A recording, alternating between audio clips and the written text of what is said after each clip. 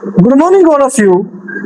जैसा कि आप जानते हो, हरियाणा में एसआईआर शुरू हो चुकी है और उसके लिए जो वोटर्स को एनुमरेशन फॉर्म मिलने हैं वो हर एक बीएलओ तक पहुंचाए जा चुके हैं।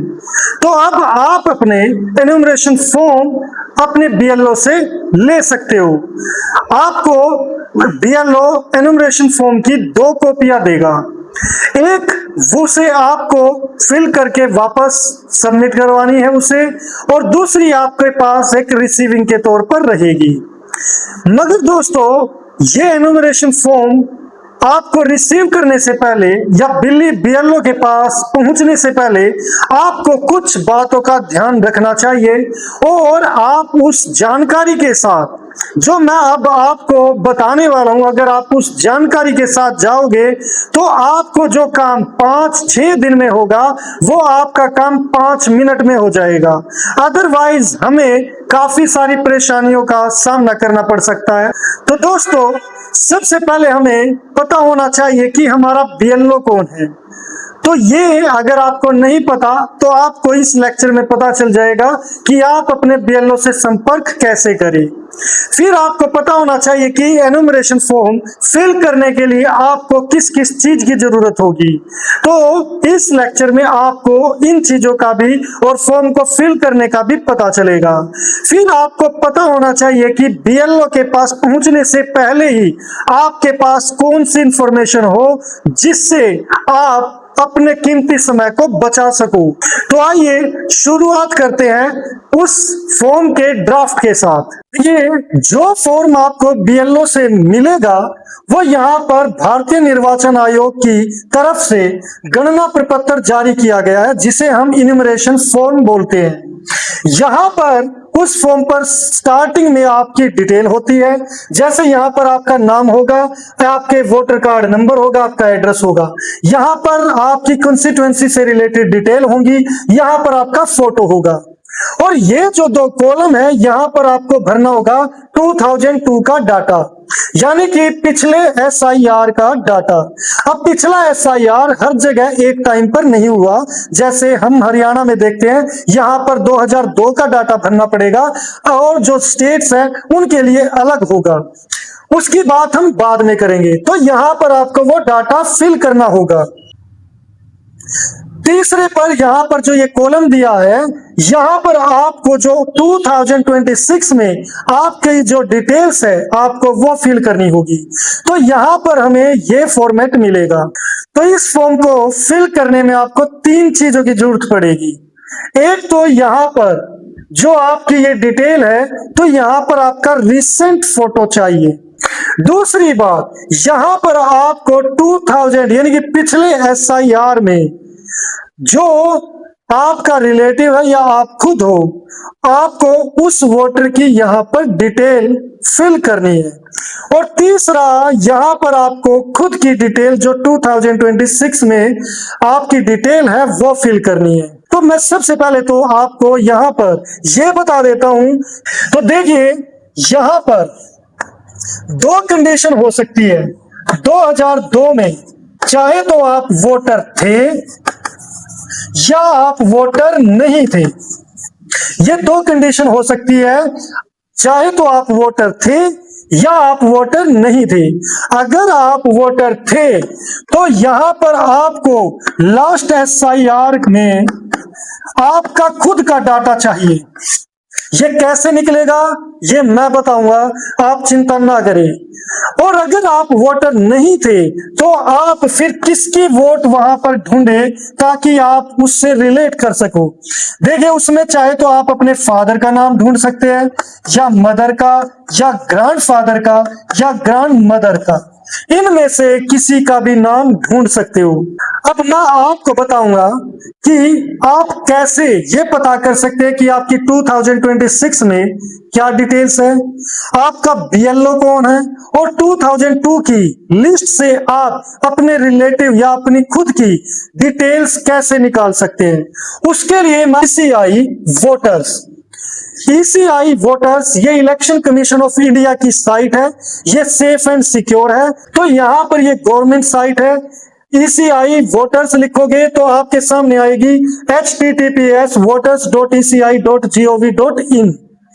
आप इस पर क्लिक कीजिए तो आपके सामने जो इंटरफेस होगा वो ऐसा इंटरफेस होगा। अब यहां पर मुझे सबसे पहले यह पता करना है कि मेरी 2026 की वोट की डिटेल्स क्या है। तो यहां पर जो हम डिटेल्स निकालेंगे तो ये है search your name in voter list. यहां पर आप क्लिक करोगे तो आप जो आपकी 2024 या 25 या 26 में यानी कि जो रिसेंट आपकी डिटेल है आपको वो डिटेल मिलेगी और आपको यहां पर पता चलेगा कि आपके BLO का नाम क्या है, आपके BLO का नंबर क्या है, जिसके साथ कांटेक्ट करके आप उन फॉर्म को रिसीव कर सकते हो। यहां पर ये जैसे ओपन होगा तो आपके पास यहां पर 3 ऑप्शंस है। पहला ऑप्शन है सर्च बाय एपिक कार्ड, यानी कि जो आपका वोटर कार्ड है, अगर आपके पास वोटर कार्ड है यहां पर आप उसकी डिटेल फिल कीजिए और यहां पर कैप्चा फिल कीजिए। जब आप सर्च करोगे तो आपकी जो डिटेल्स, आपकी वोट की जो डिटेल है वो सब आ जाएगी। हालांकि मैं आपको उसका सैंपल दिखाऊंगा। दूसरा मोबाइल नंबर से, तो जैसे आप मोबाइल, अगर आपने वोट बनवाते वक्त अगर मोबाइल नंबर रजिस्टर किया था तो यहां पर आप मोबाइल नंबर डालोगे और यहां पर कैप्चा एंटर करोगे तो जब सर्च करोगे आपकी वोट की डिटेल आ जाएगी।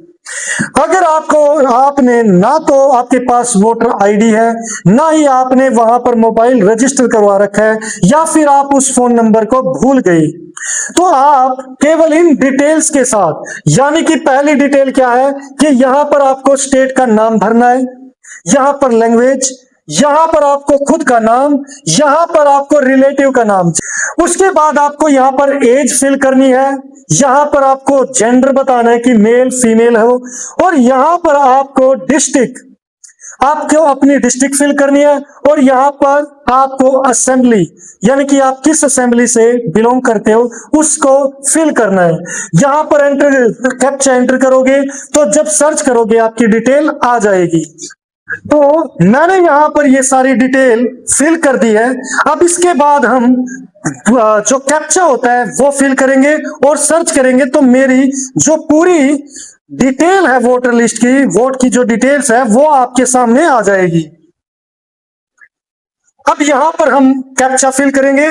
यहां पर यू स्मॉल है, आप ये ध्यान रखिए, यहां पर कैपिटल है, तो आपको पहले यहां पर UZ526U।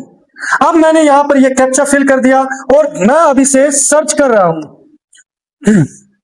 तो दोस्तों जैसे हमने सर्च किया तो हमारे सामने वो सभी डिटेल्स आ गई, उन सभी लोगों की डिटेल्स आ गई जिनके नाम और उनके फादर के नाम सेम है। यहां पर आप देख सकते हो एपिक नंबर, आप अपना एपिक नंबर नोट कर सकते हो। यहां पर आप अपना नाम देख सकते हो, एज, रिलेटिव का नाम। इन दो क्योंकि ये दोनों कॉलम सेम है इसीलिए यहां पर ये दोनों, और पानीपत यानी कि ये जो हिस्सा है ये भी सेम है। देखिए स्टेट हरियाणा, डिस्ट्रिक्ट पानीपत और असेंबली कंस्टिट्यूएंसी 24 रूरल। तो यहां पर इनके कारण यहां पर 2 ऐसे आदमी मिले जिनका नाम और फादर नेम सेम है। मगर आप यहां पर पोलिंग स्टेशन या पार्ट नंबर जो यहां पर लिखा होता है उससे आपको पता चल जाएगा, क्योंकि वहां पर आपके पोलिंग स्टेशन या जो आप जिस गांव में हो उसका नंबर आएगा। यहां पर आपका पार्ट सीरियल नंबर यानी कि वोटर लिस्ट में जो आपका नंबर है वो आ जाएगा। फिर आप यहां पर व्यू डिटेल्स को चेक करोगे, जब यहां पर क्लिक करोगे तो आपके सामने दूसरी यानी कि पूरी की पूरी डिटेल आ जाएगी। अब यहां पर मुझे मिल गई मेरी वोट, क्योंकि यहां पर जो एड्रेस दे रखा है वो एड्रेस हमारा राइट आर एड्रेस है। तो मैं व्यू डिटेल करने जा रहा हूं। तो अब जैसे हमने व्यू किया तो हमारे सामने ये डिटेल्स ऑफ वोटर आ गई। आपके सामने यहां पर जैसे आप देख सकते हो यहां पर मेरा नाम है, लास्ट नेम नहीं है जैसे सरनेम होता है, या फादर का नाम है, ये रिश्तेदार, यानी कि कुछ चीजें यहां पर छुटी हुई है। और यहां पर आपको मिलेगा आपको BLO का नाम और उसका फोन नंबर, जिस पर आप फोन करके आप अपना जो फॉर्म है वो कलेक्ट कर सकते हो। तो अब हमें 2002 की लिस्ट में अपनी डिटेल ढूंढनी है, अपनी या अपने पेरेंट्स की डिटेल ढूंढनी है, तो हमें इलेक्शन कमीशन की साइट पर दोबारा वही आ जाना इनिशियल पेज पर, और यहां पर स्पेशल इंटेंसिव रिवीजन लिखा है तो 2026, इसमें यहां पर है search your name in last SIR। तो जैसे ही आप क्लिक करोगे आपके सामने ऐसा इंटरफेस आएगा जिसमें यहां पर सर्च बाय इलेक्टर्स डिटेल, यानी कि आप जिसकी वोट ढूंढ रहे हो, जिसकी डिटेल ढूंढ रहे हो, आप उसका नाम, उसकी डिस्ट्रिक्ट लिख दो तो आपको यहां पर उसकी डिटेल मिल जाएगी। ये दूसरा ऑप्शन है search in last SIR E roll. आपको इस ऑप्शन पर नहीं जाना है क्योंकि यहां पर पूरी की पूरी लिस्ट आएगी। तो हम यहां पर मैं अपने फादर की जो डिटेल है वो ढूंढने जा रहा हूं, उसके लिए हमें क्या करना है कि पहले select state in last SIR। तो यहां पर हम हरियाणा सिलेक्ट करेंगे, फिर select district in last SIR कि लास्ट SIR में कौन सी डिस्ट्रिक्ट थी। तो यहां पर आप 5 पानीपत करोगे, और असेंबली कॉन्स्टिट्युएंसी, तो यहां पर जो असेंबली कॉन्स्टिट्युएंसी थी वो 17 पानीपत थी। अब दोस्तों यहां पर पोलिंग स्टेशन का मुझे नहीं पता, पार्ट नंबर का मुझे नहीं पता, यहां पर बस आपको इलेक्टर नेम ये ठीक से लिखना है, और इलेक्टर रिलेटिव फुल नेम आप इसे ठीक से लिख दो। तो आपके जो वहां पर बूथ पर या फिर आपकी कंस्टिट्यूएंसी में जितने भी लोग होंगे सेम नाम के वहां पर आ जाएंगे। अब मैंने यहां पर ये नाम फिल कर दिए, अब हमें यहां पर कैप्चा फिल करना है। यहां पर मैं आपको एक बात और बता दूं कि जो यहां पर आप नाम डालते हो उसे यहां से हिंदी में कर लीजिए। यहां पर ए लिखा है, इसे आप क्लिक कीजिए, आपके जो वो नाम है वो हिंदी में आ जाएगा और आपके लिए बड़ा आसान हो जाएगा। कई बार क्या होता है कि इंग्लिश के नाम सर्च करने में ये गलतियां कर देता है, तो हिंदी में नाम होने पर आपके 2002 का जो डाटा है वो आसानी से मैच हो जाएगा। तो यहां पर देखिए जो हमने डिटेल सर्च की थी, यहां पर आगे इलेक्टर का नेम, रिलेटिव टाइप जिसकी आपको सबको जरूरत पड़ेगी, एज, स्टेट, डिस्ट्रिक्ट, ये असेंबली कंस्टिट्यूएंसी नंबर और नेम जो आपसे फॉर्म में आप लिखोगे। यहां पर पोलिंग स्टेशन नंबर भी आ गया, नेम भी आ गया, और यहां पर पार्ट सीरियल नंबर, जो सीरियल नंबर आपसे पूछा जाएगा वो सारी डिटेल यहां पर आ चुकी है। हम देख चुके हैं कि इस फॉर्म में जो रिक्वायर्ड इंफॉर्मेशन है वो हम कहां से प्राप्त कर सकते हैं। अब हम इस फॉर्म को फिल करेंगे कि इस फॉर्म को हम फिल कैसे कर सकते हैं। इसके लिए जो हमारे पास इंफॉर्मेशन आई है हम उसे यहां पर लेकर आते हैं सामने। तो दोस्तों जो हमें 2002 की डिटेल भरनी है, तो हमारे पास ये डिटेल आ गई थी। यहां पर मतदाता का नाम, यानी कि जो अगर आप खुद वोटर थे तो आपको, या आप अपने किसी रिश्तेदार की भी वोट जब ढूंढोगे तो आपको ऐसे ही फॉर्मेट में मिलेगी। अब मैं यहां पर एक फॉर्म यहां पर फिल करके बता रहा हूं। अगर मतदाता, यहां पर जो मतदाता का नाम है वो क्या है यहां पर मिलेगा, जो नाम यहां पर लिखा है वो है ए मान लो। अब यहां पर EPI नंबर यदि उपलब्ध हो, यानी कि अगर आपके पास है तो ठीक है वरना छोड़ दो। अब यहां पर रिश्तेदार का नाम यहां पर ये दिया हुआ है सेकंड नंबर पर, तो यहां पर अगर मान लो फुल नेम ए, यहां पर बी है तो यहां पर आएगा बी।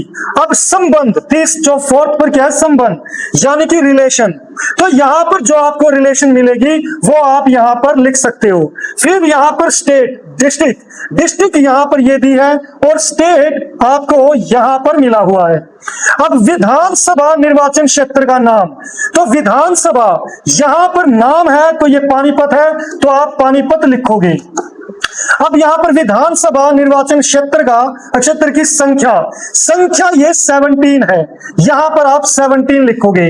भाग संख्या यहां पर ये 206 है, जो ये भाग संख्या होती है, यानी कि इसे पार्ट नंबर बोलते हैं, यहां पर आप लिखोगे 206। और फिर क्रम संख्या, जो ये लास्ट में क्रम संख्या है, ये आप यहां पर लास्ट में लिख दोगे। अगर आप अपने रिलेटिव की इंफॉर्मेशन दे रहे हो तो वो भी बिल्कुल सेम टू सेम होगी। अब हम ये पार्ट भरेंगे। इसमें हमें जन्म तिथि लिखनी है। दोस्तों, जन्म तिथि आपकी 10वीं की मार्कशीट में या फिर आधार कार्ड पर कहीं है तो आप वहां पर उसको लिख सकते हैं। आधार संख्या, आधार नंबर यहाँ पर आपका वैकल्पिक है, आप दे सकते हो या ना भी दो। मोबाइल नंबर आपको जरूर देना चाहिए क्योंकि हर एक चीज आजकल मोबाइल से जुड़ी है। फिर पिता का नाम, यानी कि यहाँ पर फादर का नाम आएगा। अगर आपके पास उनके वोटर कार्ड नंबर है तो वो लिख दो। फिर हम माता का नाम, तो माता का नाम आएगा यहाँ पर। उसके बाद यहाँ पर उनका वोटर कार्ड नंबर अगर है तो आप वहां पर लिख दो। यहाँ पर पति या पत्नी यदि लागू है, यानी कि अगर आप मैरिड हो तो आप लिख सकते हो, अनमैरिड है तो उसको वह पति या पत्नी का क्या नाम लिखेगा। और फिर उसके बाद यदि पति या पत्नी है तो उनका वोटर कार्ड है तो आप यहाँ पर लिख सकते हो, डिटेल दे सकते हो। लास्ट में इस फॉर्म में आपको यहाँ पर सिग्नेचर करने हैं। अगर आप साइन नहीं करते तो आपको बाएं हाथ का अंगूठा यहां पर लगाना है, बाएं हाथ का ही केवल। तो यहां पर आप सिग्नेचर या अंगूठा लगाओगे और उसके बाद आप ये बीएलओ को सबमिट कर दोगे। अब यहां पर क्वेश्चन वही उठता है जैसे मैंने स्टार्टिंग में कहा था कि आप बीएलओ के पास जाने से पहले कौन सी इंफॉर्मेशन के साथ जाए कि आपका टाइम बच जाए और आप लाइन से बच जाए। तो उसके लिए आपको यहां पर जो हमने 2026 की डिटेल निकाली थी, आपको क्या करना है, बीएलओ के पास जाने से पहले ये जो पार्ट नंबर और सीरियल नंबर है ये साथ में लेकर जाए। जैसे यहां पर आपको बीएलओ का नाम पता चल गया, आपको उसका नंबर पता चल गया, तो आपको यहां पर पार्ट नंबर पता चल जाएगा। यहां से ये हमारा पार्ट नंबर और नेम, और ये आप साथ में ले, और ये होगा सीरियल नंबर, यानी कि आपका वोटर नंबर, वोट नंबर जो इस पार्ट में मिलेगा। आप अगर इसके साथ जाओगे तो आपकी वोट एकदम मिल जाएगी और आपको फॉर्म एकदम दिया जाएगा। जब आप जमा करवाने जाओगे तब भी आपको इसकी ही जरूरत पड़ेगी, जबकि फॉर्म में यहां पर कहीं भी इस चीज को नहीं लिखा गया है। जो हमने एनुमरेशन फॉर्म भरा है उसमें इन दोनों चीजों का जिक्र कहीं नहीं है। मगर जो इसके बिना जाओगे तो आपका टाइम जरूर कंज्यूम होगा और आपको लाइन में भी लगना पड़ सकता है, और इसके साथ जाओगे तो आपका सेकंडों में काम हो जाएगा।